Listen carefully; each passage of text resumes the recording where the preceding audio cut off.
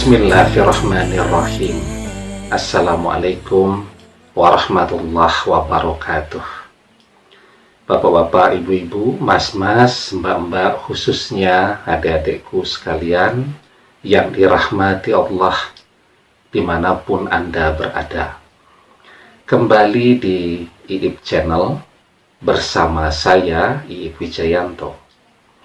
Kali ini kita akan membahas tema yang mantan rasakan saat kamu hapus akun WhatsApp-nya dari handphonemu. Ya, jadi apa yang mantan lakukan pada saat ini untuk menjauhi kita, ya, agar kita tidak lagi mengganggu kehidupannya. Karena kita hidup di zaman media sosial, ya. Kalau 30 tahun yang lalu tidak ada tuh cerita seperti ini. Blokir-blokiran, hapus-hapusan akun media sosial, ya. Kalau berpisah atau kalau anak-anak muda tuh yang pacaran putus, ya, ya paling yang dilakukan saling menghindar. Kalau papasan pura-pura tidak melihat, kan begitu. Tetapi kalau zaman sekarang, karena di zaman media sosial, dan media sosial itu adalah sesuatu yang amat sangat penting bagi kehidupan kita. Bahkan bangun tidur sebelum mengerjakan kegiatan yang lain, yang pertama kali kita lakukan adalah ngecek akun-akun media sosial kita dulu, baru kemudian mengambil air wudhu, baru mengerjakan sholat subuh. Itu orang di zaman sekarang. Ya tidak, ya. Tetapi apa yang kemudian mantan rasakan saat kita hapus akun WhatsApp-nya? Nah, WhatsApp ini juga sesuatu yang sangat penting, ya, karena media sosial yang paling banyak digunakan, ya, di dunia. Itu salah satunya adalah WhatsApp.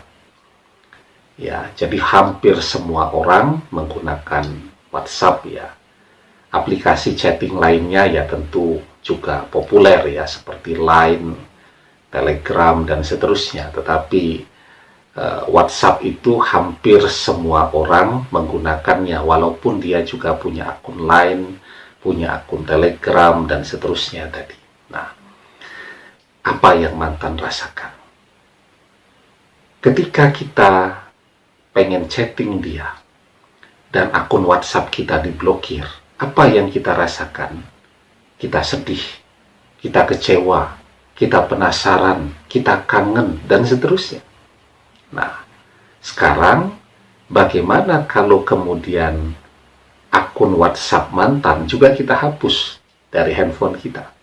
Karena ada orangnya, dia pengen dan mau memblokir, tetapi dia marah, dia kecewa, dia sedih kalau sampai orang melakukan hal yang sama terhadap dia, ya, karena tidak sedikit manusia yang memang punya sifat ego, ya. Jadi egoisme di dalam dirinya itu sangat besar.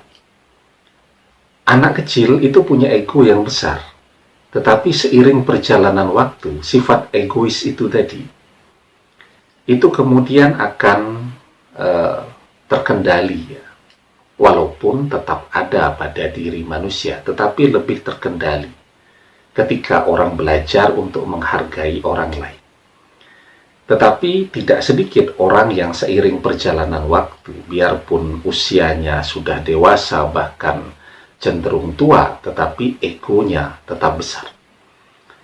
Itu bisa kita lihat tuh di dalam pergaulan sehari-hari. Yang paling gampang saja, kita tidak perlu kenal orangnya. Pernah antri semua, ya, di kasir, ya. Di kasir minimarket, ya. Kita sudah antri. Tiba-tiba datang orang tidak mau antri, langsung membayar ke kasir. Langsung memotong antrian. Ya tidak? Pernah lihat? Nah, itu orang-orang yang egonya walaupun usianya sudah dewasa, tetapi tidak kunjung bisa dia kendalikan. Pokoknya mau menang sendiri terus, mau enak sendiri terus ya.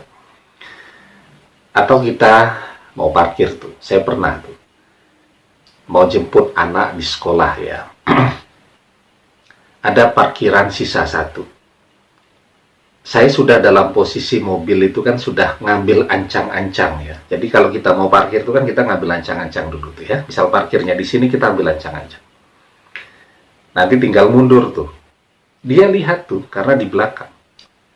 Begitu saya sedang ngambil ancang-ancang, dia masuk. Ya. Masuk langsung dalam posisi membalik mobilnya biar dia bisa merebut parkiran tadi. Coba bayangkan. Itu adalah orang-orang yang usia tidak kunjung membuat mereka menjadi lebih matang, lebih dewasa, dan lebih bisa menghargai orang lain. Nah, yang seperti itu banyak. Mungkin mantan salah satunya. Ya, karena orang yang berpisah itu banyak ya. Di dunia ini jutaan orang, ribuan orang setiap hari berpisah. Ada orang yang berpisah tetapi tetap bisa berteman dan bersahabat. Tetapi banyak juga orang yang ketika berpisah memblokir dan tidak mau kenal lagi. Nah, ketika perpisahan itu terjadi dan orang memblokir akun media sosial, itu menunjukkan bahwa egonya sangat besar. Dia tidak belajar untuk menghargai hati orang lain. Nah, padahal manusia itu kalau dia mau dihargai, dia harus belajar untuk selalu menghargai orang lain. Nah, dan orang yang egois, itu ketika dia mendapatkan apa yang biasa dia lakukan, dia egois. Tahu-tahu ada orang yang lebih egois dari dia. Rasanya nggak enak banget. Karena biasanya dia selalu menang terus. Dan kali ini dia harus kalah. Ya. Jadi orang egois terbiasa menang, tiba-tiba kalah, itu rasanya nggak enak banget. Nah, jadi yang mantan rasakan ketika kita blokir akun WhatsApp-nya, ya. Jadi akun WhatsApp itu, kan ketika orang blokir, kita bisa blokir juga. Jadi ketika dia buka, oh ternyata terblokir. Itu bisa. Atau ketika dia blokir, kita hapus akunnya. Ya. Saat dia ngintip, kan biasa tuh. Kalau orang-orang berpisah itu, biarpun dia blokir, sesekali dia ngintip. Dia pengen tahu. Ya, kira-kira nomornya masih disimpan atau tidak. Saat dia ngintip, ternyata fotonya atau foto kita ya, profil kita itu sudah tidak ada tuh. Ya, sudah tidak muncul di akun dia walaupun tidak kita blokir. Kalau tidak kita blokir, tidak kita setting lanjutan dan seterusnya, kan orang bisa lihat akun WhatsApp itu kita lihat jam berapa begitu kan. Nah, jadi dia bisa lihat, oh tidak diblokir tetapi foto kita sudah menghilang dari ketika dia lihat tadi. Nah, itu kan tanda bahwa akunnya sudah kita hapus dari handphone kita. Nah, maka yang mantan rasakan adalah kecewa. Ya, karena tadi orang yang egois ketika dia mendapatkan apa yang biasa dia lakukan, itu kecewanya rasanya double.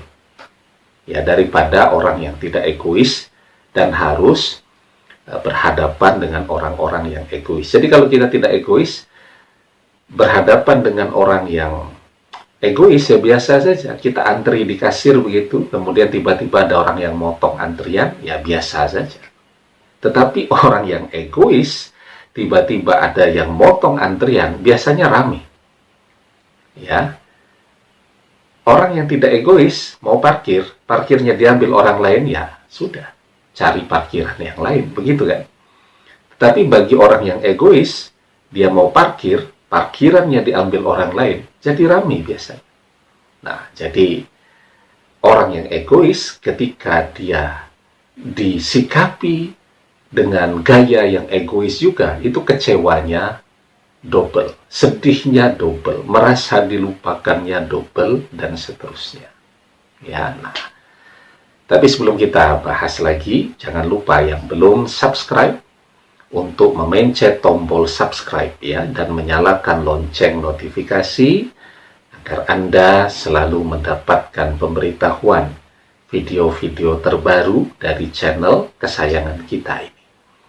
Dengan subscribe, doa-doa kita selalu terhubung sehingga kita selalu bisa berdoa bersama-sama ya. Nah, jadi ya kadang kita perlu tuh melakukan hal yang demikian sebagai nasihat juga ya kepada mantan ya, bahwa yang namanya diblokir akun media sosial itu rasanya tidak enak. Yang namanya akun media sosial kita dihapus oleh orang yang dekat dengan kita, itu rasanya tidak enak. Ya, yang namanya di-left dari grup WhatsApp oleh teman, oleh sahabat. Kemarin kita tidak pernah minta masuk ke dalam grup WhatsApp, kemudian dimasukkan. Mungkin karena kita sibuk, kita tidak aktif, tahu-tahu kita di-left. Itu rasanya tidak enak kan? Itu nasihat untuk mantan yang harus belajar juga dia rasakan ya. Tapi ya sebelum menghapus nomor WhatsApp mantan ya, kalau tidak hafal ya dicatat dulu kan. Begitu. Jadi kita tetap punya nomornya, tetapi itu bagian nasihat kita kepada dia karena kita sayang kepada dia agar dia tidak terus-menerus menjadi orang yang egois ya. Nah, sekarang apa yang perlu dan bisa kita lakukan ya menghadapi perpisahan, menghadapi kebencian mantan dan seterusnya tadi? Kita harus belajar untuk menjadi orang yang selalu tegar dan tidak berlama-lama untuk bersedih. Ya. Maka di dalam surat Ali Imran ayat ke-139 kita diajarkan wala tahinu wala tahzanu wa antumul a'launa in kuntum mu'minin.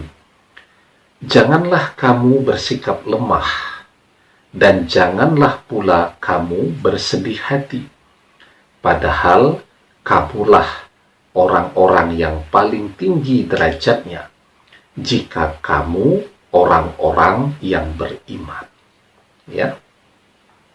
Yang penting sekarang, ketika perpisahan itu terjadi, itu adalah kesempatan bagi kita untuk memperbaiki keimanan kita, memperbaiki ibadah kita, memperbaiki akhlak kita, memperbaiki kinerja kita, agar perpisahan itu membuat kita menjadi lebih baik. Karena mantan akan kembali kalau kita lebih baik, kalau kita lebih keren, kalau kita lebih kaya, dan lebih-lebih lainnya tadi. Jadi perpisahan itu jangan membuat kita bersedih berlama-lama. Kita harus segera bangkit, karena kita sadar betul, kalau kita ingin kembali bersama dengan mantan, maka kita harus menjadi seseorang yang lebih baik, yang lebih oke daripada yang pernah mantan kenal dulu. Demikian, semoga bermanfaat. Wallahu a'lam bishawab, billahi taufiq wal hidayah. Assalamualaikum warahmatullahi wabarakatuh.